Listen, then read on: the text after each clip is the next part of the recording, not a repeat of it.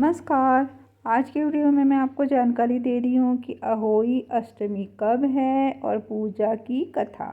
अहोई अष्टमी व्रत इस साल 13 अक्टूबर 2025 को रखा जाएगा। इस व्रत में अहोई माता की पूजा की जाती है। इस दिन सायु माता का चांदी का लॉकेट बनवाते हैं और हर साल उसमें 2 चांदी के मनके डाले जाते हैं। अहोई पर इस माला की पूजा कर 2 मोती बढ़ाए जाते हैं और व्रत के बाद महिलाएं इस माला को पहनती है।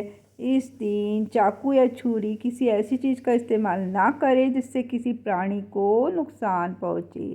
शाम को तारों की छाँव में कथा सुनकर तारों को अर्घ्य देकर व्रत खोलती हैं महिलाएं। अहोई अष्टमी व्रत की कथा सुनी जाती है। कथा पढ़ने के बाद आखिर में प्रार्थना करनी चाहिए कि जैसे माता ने उनकी संतान की रक्षा की वैसे सभी की रक्षा करे।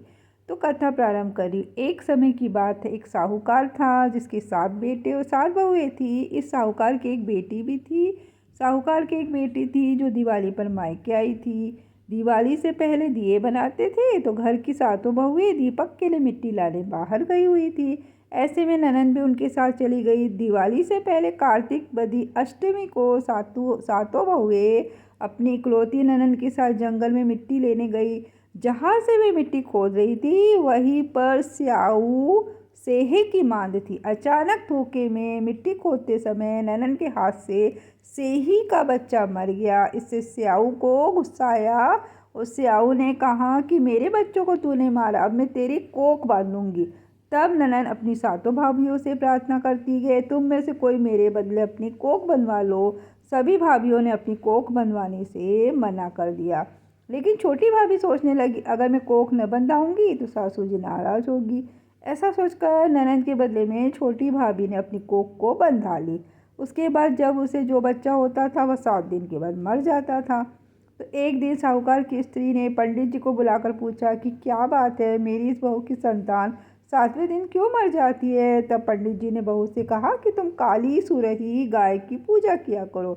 उन्होंने बताया कि दरअसल काली गाय स्याऊ माता की भायली है। वह तुम्हारी कोख छोड़े तो तेरा बच्चा जिएगा। छोटी बहू ने पूरी लगन से गाय की सेवा की। वो गौ माता के उठने से पहले वहाँ की सफाई कर जाती थी। एक दिन गौ माता बोली कि मेरे जागने से पहले कोई रोज़ मेरी सफाई कर जाता है, सो आज मैं देखूंगी। गौ माता खूब तड़के जागी तो क्या देखती है कि साहूकार के बेटे की बहू उसके नीचे सफाई आदि कर रही। इससे गौ माता प्रसन्न हुई और बोली कि मैं तुझसे प्रसन्न हूँ, तुझे जो चाहिए वो मांग ले।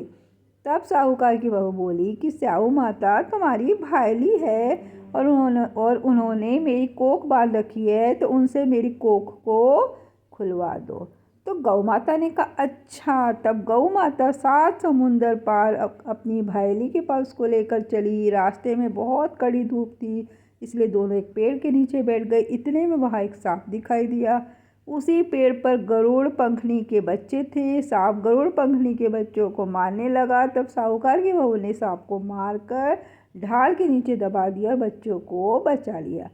थोड़ी देर में गरुड़ पंखनी आई तो वहाँ खून पड़ा देखकर साहूकार की बहू को चोंच मारने लगी। तब साहूकारनी बोली मैंने तुम्हारे बच्चे को मारा नहीं है, बल्कि सांप तेरे बच्चे को डसने आया था। मैंने तो तुम्हारे बच्चों की रक्षा की है। तो इससे गरुड़ पंखनी खुश हुई और बोली कि क्या मांगती हो, जो मांगोगी वो मिलेगा। तो वह बोली 7 समुंदर पार स्याऊ माता रहती है, मुझे तुम उनके पास पहुंचा दो। तब गरुड़ पंखनी ने दोनों को अपनी पीठ पर बैठाकर स्याऊ माता के पास पहुंचा दिया। स्याऊ माता उन्हें देखकर बोली कि आ बहन, बहुत दिनों के बाद आई। फिर कहने लगी कि बहन मेरे सिर में तो जू पड़ गई है। तब सुरही के कहने पर साहूकार की बहू ने सिलाई से उसकी जुएं निकाल दी। इस पर स्याऊ माता प्रसन्न होकर बोली कि तेरे 7 बेटे और 7 बहुएं हो। साहूकारनी बोली कि मेरा तो एक भी बेटा नहीं, 7 कहाँ से होंगे। तो स्याऊ माता बोली वचन दिया, वचन से फिरूँ तो धोबी के कुंड पर कंकरी हो। तब साहूकार की बहू बोली माता मेरी कोख तो तुम्हारे पास बंद पड़ी है। इस पर माता ने कहा कि जा, तेरे घर में तुझे 7 बेटे और 7 बहुएं मिलेगी, तू जाकर उजमान करना। 7 अहोई बनाकर 7 कढ़ाई करना। वह घर लौट कर आई तो देखा 7 बेटे और 7 बहुएं बैठी है। तो वह खुश हो गई। उसने 7 अहोई बनाई, 7 उजमान किए, 7 कढ़ाई की। दिवाली के दिन जेठानियाँ आपस में कहने लगी कि जल्दी जल्दी पूजा कर लो, कहीं छोटी बहू बच्चों को याद करके रोने न लगे। काफ़ी देर तक रोने की आवाज़ नहीं आई तो जेठानी ने बच्चों को भेजा। बच्चों ने देखा, वापस जाकर कहा कि चाची तो कुछ मान रही है, खूब उजमान हो रहा है।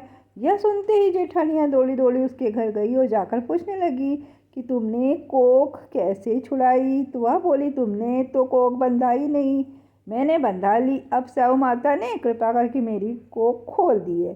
स्याऊ माता ने जिस प्रकार उस साहूकार की बहू की कोख खोली, उसी प्रकार हमारी भी खोलियो, सबकी खोलियो, कहने वाले की तथा हुंकार बनने वाले की तथा परिवार की कोख खोलिए। सभी की संतान की रक्षा करना। धन्यवाद।